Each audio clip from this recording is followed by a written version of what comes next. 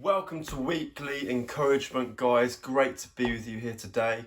We've been going through John's Gospel as our weekly encouragement devotions. We're in chapter 3, end of chapter 3 today. I'm not going to read the passage because I want to encourage you guys to read it for yourselves.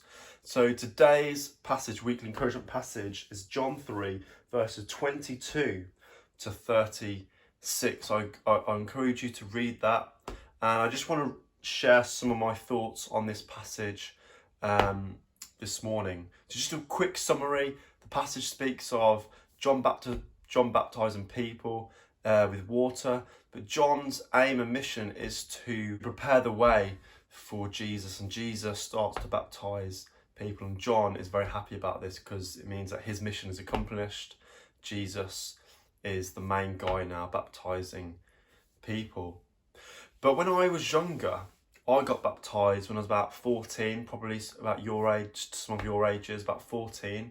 And I got baptised as a profession of my faith. And what baptism symbolises is a symbol of spiritual death, of you dying to yourselves. And then when you're raised from the water, you are raised with Christ as a new person.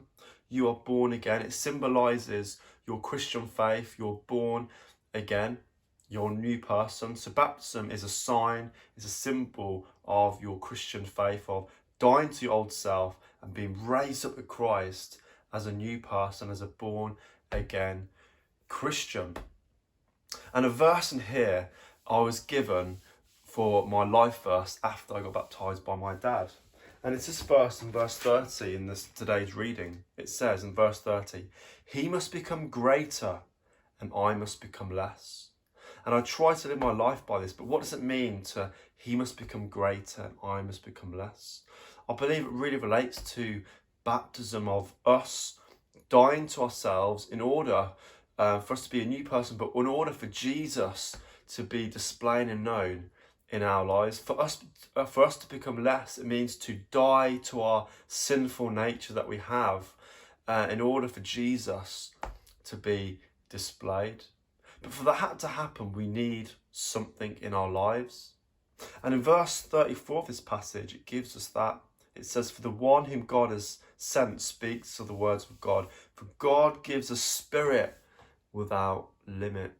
For us to die to ourselves, to our sinful nature, to those things that get in the way, to those sinful habits, for temptations, everything in our lives that is not good.